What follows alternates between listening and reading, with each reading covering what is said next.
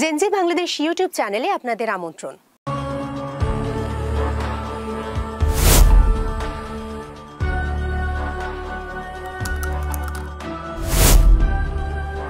বাংলাদেশের সাংবাদিক সূত্রে খবর, জানা গিয়েছে বাংলাদেশ সেনাবাহিনীর সদর দপ্তরে একটি উচ্চ পর্যায়ের বৈঠক হয়েছে 23শে মার্চ রবিবার রাত 12টার সময়।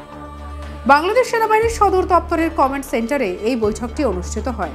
কি আশ্চর্য ব্যাপার বলুন তো, 23 মার্চ রাতে সেনা সদরে গোপন মিটিং এর কথা বাংলাদেশের সাংবাদিকরা জেনে গেল, আর সঙ্গে সঙ্গেই আজ তাক বাংলাকে জানিয়ে দিল, কিন্তু এদেশের কোনো পত্রিকা বা টিভি চ্যানেলকে তারা জানাতে ভুলে গেল। এদেশের কোথাও ছাপা হলো না এই খবর। এটা কি সম্ভব, না বিশ্বাস করার মতো? দিদি চলুন না একটু দেখে আসি 24 মার্চ বাংলাদেশের পত্রিকার হেডলাইনগুলো।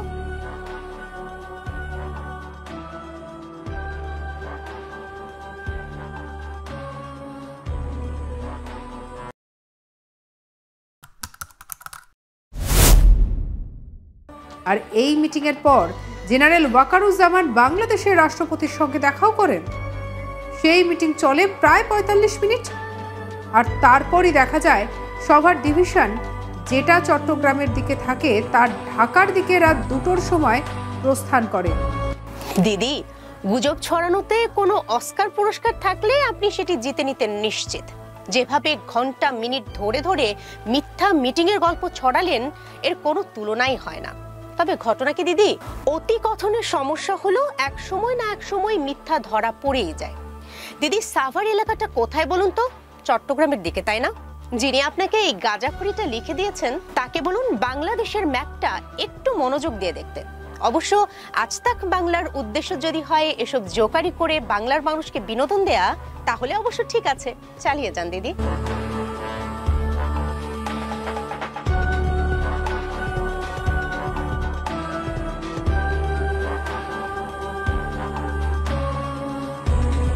Example of misinformation making headlines in India. A study done at the University of Alberta in Canada claims India was the biggest source of COVID-19 misinformation in the world, accounting for roughly 1 in 6 cases worldwide. And a Microsoft survey adds that nearly 2/3 of Indians have encountered fake news, which is more than the world average.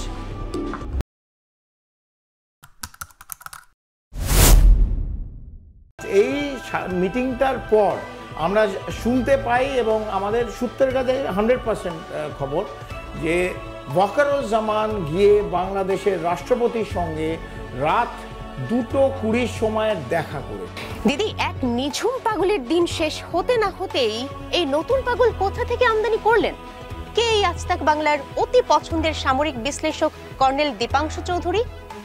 অবসরপ্রাপ্ত এই বাঙালি সেনা কর্মকর্তা ঘটা করে 2016 সালে নরেন্দ্র মোদীর বিজেপিতে যোগদান করেন, আর তারপর থেকে তার যাবতীয় কথায় আর কাজে কোনো উঁচু মানের সামরিক বিশ্লেষক নয়, বরং এক বিজেপি কর্মীর পরিচয়ই ফুটে ওঠে।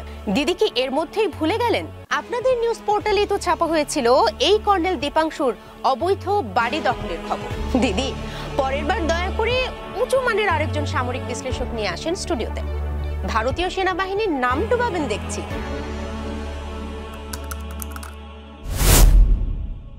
বিশেষ করে 9th division, 7th division, 55 and 56 এই 4টে ডিভিশন বাংলাদেশে, এটা বাংলাদেশের পশ্চিমে, যেটা মানে ভারতবর্ষের পূর্বে ইন্টারন্যাশনাল বর্ডারে এরা ডিপ্লয়েড থাকে, এরা অপারেশনালি ডিপ্লয়েড ব্যাটালিয়ন। দিদি, ভুইফোর বিজেপি কর্মীদের সামরিক বিশ্লেষক বানিয়ে দিলে যা হবার তাই হয়েছে। আপনার প্রিয় কর্নেল দীপাংশুর চাপাবাজিগুলো একে একে ধরিয়ে দিচ্ছি। বাংলাদেশের কোনো সেনা ডিভিশন ইন্টারন্যাশনাল বর্ডার বা সীমান্তে মোতায়েন নাই। এটি বিজিবি বা বর্ডার গার্ড বাংলাদেশের কাজ 9 পদাতিক ডিভিশন সাভার সেনানিবাসে অবস্থিত, যেটি চট্টগ্রামের দিকে নয়, বরং ঢাকার মাত্র 10 মাইল উত্তরে অবস্থিত। আর 56 ডিভিশন নামে কোনো ডিভিশনের অস্তিত্বই বাংলাদেশ সেনাবাহিনীতে নেই।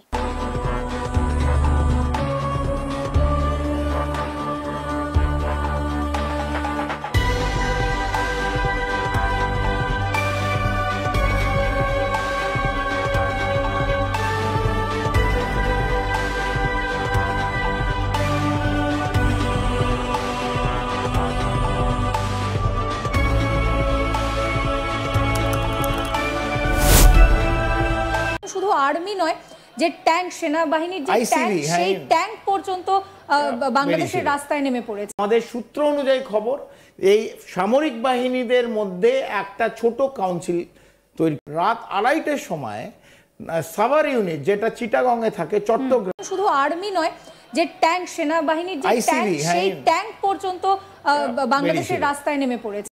আর একটা ডিভিশনের একটি ব্রিগেড এই ভোর রাত্রিরে কিন্তু বাংলাদেশি ঢাকার উপর মার্চ করে চলে গেছে। আজ তাক বাংলা প্রায় 5 মিনিট ধরে 24 মার্চ 2025 সাল মধ্যরাতে তথাকথিত সেনা মোতায়েনের কিছু ঝাপসা অস্পষ্ট ভিডিও দেখিয়ে গেছে।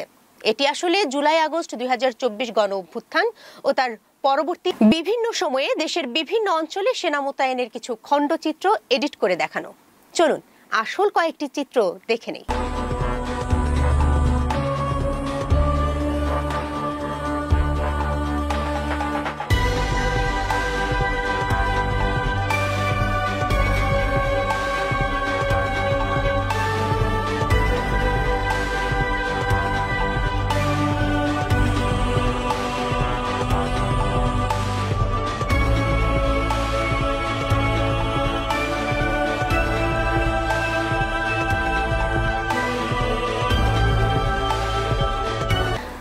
দর্শক মণ্ডলী, বাংলাদেশ নিয়ে ভারতীয় গণমাধ্যমে মিথ্যা প্রচারণা আর গুজব ছড়ানো এখন এমনই একটি স্বাভাবিক বিষয়ে পরিণত হয়েছে যে তারা যদি ভুল করে কোনো সত্যি খবরও দিয়ে ফেলে, সেটিও এদেশের মানুষ গুজব বলেই মনে করবে।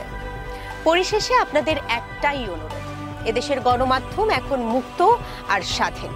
আমাদের উপর ভরসা রাখুন আর বস্তা পচা ভারতীয় গুজবগুলো ডাস্টবিনে ফেলে দিন। আগামী পর্ব দেখার আমন্ত্রণ রইল। পরবর্তী ভিডিও দেখতে জেনজি বাংলাদেশ ইউটিউব চ্যানেলের সাথেই থাকুন।